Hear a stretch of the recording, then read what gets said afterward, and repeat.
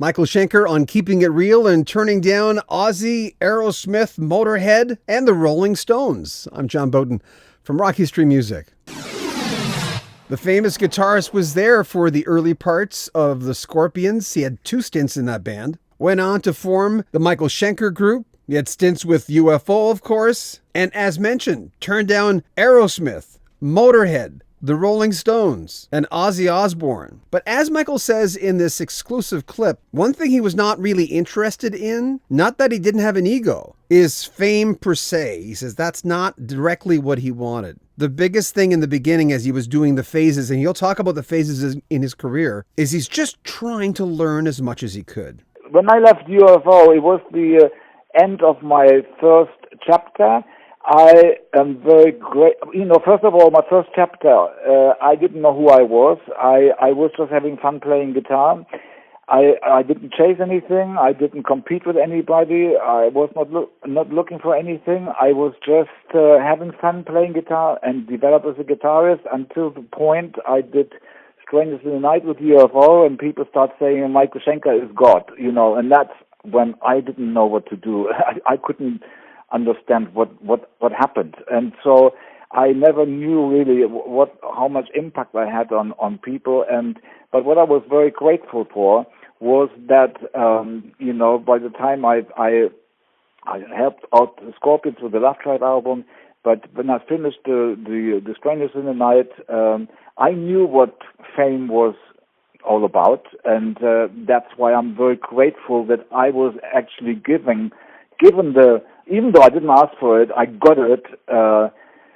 I was able to experience fame, and therefore I was able to make a decision for the next part of my life without feeling like I'm missing out on something. I knew what fame was like, and I didn't need it. I didn't need to be in the commercial machine, where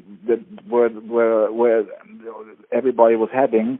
I just knew that it was important for me to continue with pure self-expression and to experiment with music and get things out of my system, learn about life. I've got 2 tattoos. One says on the back of my shoulders, one says "Born to be free" and one says "Born to overcome." So obviously, a big part of my life is to overcome. So I guess because my life structure is is designed like that, as I can see it very clearly today when I look back. And so the middle years, when I wrote Into the Arena, that was basically the introduction to welcome to the battlefield, the school of life, the school of learning, and experience things on a level that gives you realizations, breakthroughs, stuff like that. I was very eager to learn in my middle years, and all of that together, basically, it's the most rewarding part of my life because it was telling me and told me who today I understand who I am, and the other thing is that if you be true to yourself, and everything else will be given onto you and more, and that's exactly what's happening to me. I didn't join Ozzy Osbourne. I mean, if I had stayed with UFO, probably, they were already the one of the top bands then.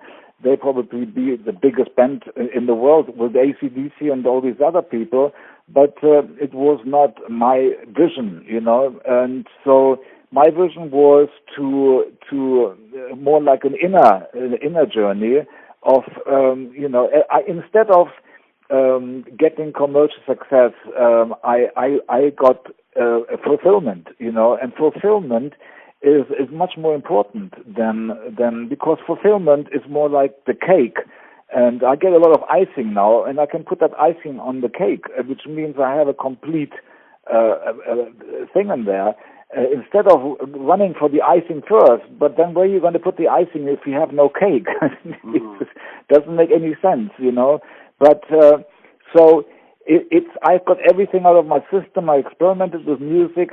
Scorpions or Ozzy Osbourne or Aerosmith or UFO would have hated me if I would have dumped that kind of musical experiments on them while they are reaching for commercial success. So believe me, they should all be happy that I said no to them, and I'm very happy and very grateful that I was capable on staying true to myself in order to end up where I am today. So whatever I had put on hold by the end of my first chapter, I can now make up for it and celebrate and have fun and do all the stuff that maybe everybody else did then. I can do it now.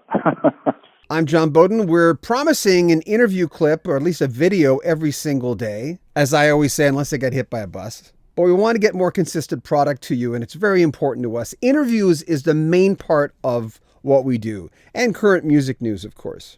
If there are people you want me to interview, well, let's see if we can get them. Let us know. Make sure you comment on our video, subscribe to our channel, and share our videos. I'm John Beaudin. This is Rock History Music.